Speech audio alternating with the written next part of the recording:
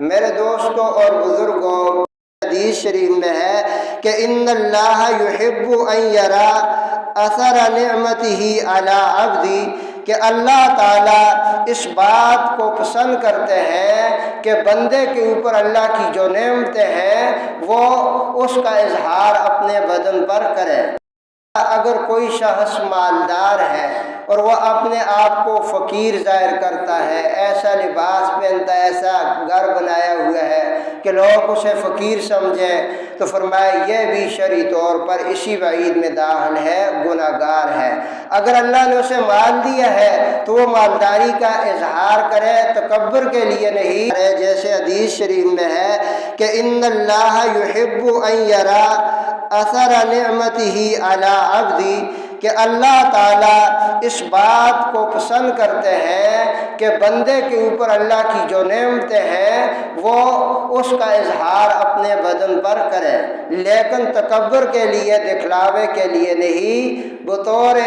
شکرانے کے اور اللہ کی اس نعمت کا اظہار کے لیے۔ اب کوئی شخص مالدار ہے اور ایسے کپڑے پہنے، لوگ اسے فقیر سمجھ کر زکوٰۃ دے، صدقہ دے، تو فرمایا یہ شخص گناہ گار ہے، اللہ کی دی ہوئی نعمتوں کا اظہار کرے۔ اس کا برعکس اگر کوئی شخص غریب ہے،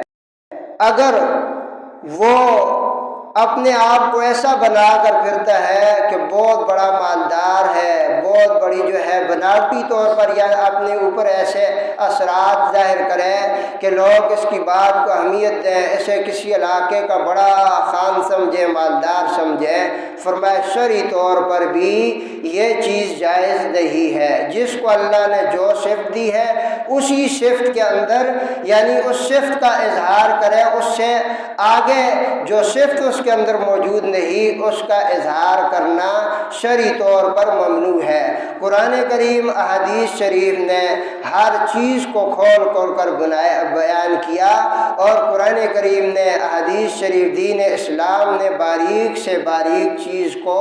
واضح کیا کہ ایک طرف ایک شخص مالدار ہے تو وہ فقیری کا اظہار نہ کرے، ایک شخص فقیر ہے تو وہ اپنے آپ کو بناوٹی طور پر مالدار بنا کر پیش نہ کرے۔ جیسے جو حدیث بیان کی اسی کے تحت ایک واقعہ بھی ہے کہ مکہ کے اندر ایک شخص تھا جو اپنے آپ کو ایسا نفیس اعلیٰ لباس پہنتا کہ لوگ اسے مالدار سمجھے، اور وہ کہیں گواہی دے، جھوٹی گواہی بھی دے، تو اس کی مالداری اور معزز ہونے کی وجہ سے لوگ اس کی گواہی کا اعتبار کریں۔ تو اس پر یہ حدیث بھیج آئی کہ جو شخص ایسی صفات سے آراستہ ہو جو اللہ نے اسے نہیں دی، گویا کہ اس نے جھوٹ کے دو کپڑے پہن رکھے ہیں۔ اس کے علاوہ آخر میں یہ بھی اسی بات کے تحت چلو آگے بات، جیسے ہمارے ہاں لوگ مالدار ہیں زیادہ تر، لیکن وہ اپنے آپ کو فقیر بنا کر پیش کرتے ہیں۔ یہاں ہمارے ہاں اکثر ایسے ہیں، اللہ نے ان کو سب کچھ دیا ہوا ہے، بڑی بڑی نعمتیں ہیں، لیکن وہ کہتے ہیں کچھ بھی نہیں ہے جی، غریب ہے جی۔ جب مسجد کے پانی کا کہا جائے پھر بھی جو ہے کچھ بولتے نہیں، بچے کا ختم قرآن ہو تو آدھا کلو شکرپارے دے کر بھیج دیتے ہیں، یعنی یوں محسوس ہوتا ہے بڑے غریب لوگوں کا محلہ ہے۔ تو یہ بھی گناہ ہے۔ اللہ نے نعمتیں دی ہیں، جو ہے دل کھول کر اللہ کی راہ میں غریبوں مسکینوں پہ خرچ کریں، جہاں خرچ کا موقع ہے وہاں جو ہے اجتناب نہ کریں، دل کھول کر دیں، اللہ بھی مزید ترقی دے گا۔ کیونکہ حدیث ہے، میری بات نہیں، بناوٹی نہیں، اللہ کے نبی نے فرمایا کہ اللہ اس شخص کو پسند کرتا ہے کہ جس کو اللہ نے نعمت دی وہ اس نعمت کا اظہار کرے۔ اب آپ کو ہم نے کہا کہ مسجد میں پانی کی ضرورت ہے،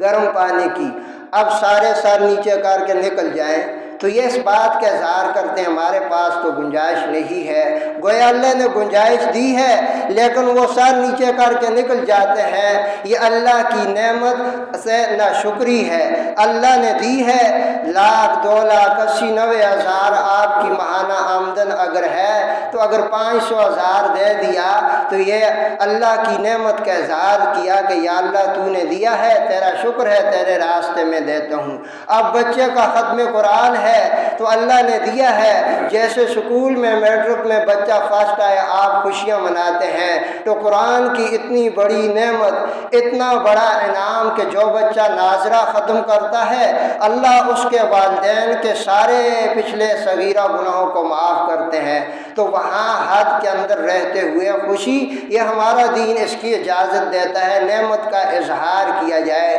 اگر کوئی اظہار نہیں کرتا تو یہ گناہ ہے، یہ نافرمانی کرتا ہے، اللہ کی نعمتوں کی ناشکری کرتا ہے۔ لہٰذا جب بھی ایسا کوئی بھی موقع آئے تو کوشش کی جائے کہ اللہ کی جو نعمتیں ہیں اس کا اظہار کیا جائے۔ اگر ایسا نہیں کرو گے دنیا میں تو وقت گزر جائے گا، رب کے سامنے بھی پیش ہونا ہے، ایک عدالت ہے، وہاں پوچھا جائے گا کہ اے میرے بندے،